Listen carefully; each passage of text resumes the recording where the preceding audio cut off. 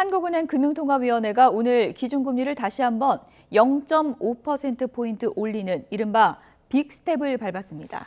이 기준금리는 기존 2.5%에서 3%가 됐는데 3%대 기준금리는 10년 만에 처음입니다. 취재기자 연결해서 알아보겠습니다. 강희경 기자. 네, 경제부입니다. 네, 금통위가 오늘 회의에서 기준금리를 0.5%포인트 올렸죠?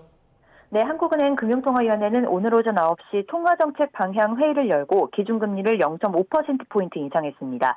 이번 빅스텝으로 연 2.5%였던 기준금리는 3%가 됐는데요. 3%대 기준금리는 2012년 10월 이후 10년 만에 처음입니다. 게다가 4월과 5월, 7월과 8월에 이은 5차례 연속 기준금리 인상도 첫 기록입니다. 이처럼 하는 이 기준금리 인상의 속도를 높이는 건 무엇보다 물가 상승 압력이 아직 심각한 수준이기 때문입니다.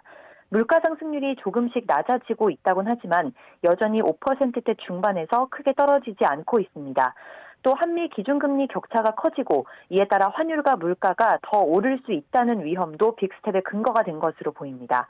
한국과 미국의 기준금리 격차는 0.75%포인트였는데 오늘 기준금리 인상으로 격차는 일단 0.25%포인트로 좁혀졌습니다. 네, 이제 기준금리 3% 시대가 시작되는데요. 올해 추가 인상이 있을까요? 네, 다음 달에 올해 마지막 금융통화위원회가 열립니다. 물가 수준 등을 고려할 때 추가 인상은 불가피해 보이는데요. 다음 달에도 0.5%포인트를 높일 가능성이 크다는 전망도 나오고 있습니다. 무엇보다 미국이 얼마나 빨리 기준금리를 더 올릴지가 관건이 될 것으로 보입니다. 미 연준이 다음 달과 12월에 잇따라 큰 폭으로 금리를 올려 연말 금리가 4.5%가 되면 다시 금리 역전폭이 크게 벌어지게 됩니다. 외국인 자금이 빠져나가고 원화 가치가 더 떨어질 가능성이 커지는 겁니다. 환율이 안 그래도 높은 상황에서 더 오르면 물가도 다시 들썩일 수 있게 되는 만큼 한은도 금리 인상의 속도를 낼 것으로 보입니다.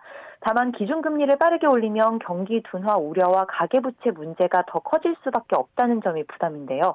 이창용 총재가 잠시 뒤 기자간담회에서 기준금리 전망 등과 관련해 어떤 발언을 할지 주목됩니다. 이번 빅스텝에도 아직 금융시장의 동요는 없는 상황입니다. 코스피는 어제와 비슷한 2190 전후이고 원달러 환율도 1430원대 초반에서 움직이고 있습니다. 지금까지 경제부에서 YTN 강희경입니다.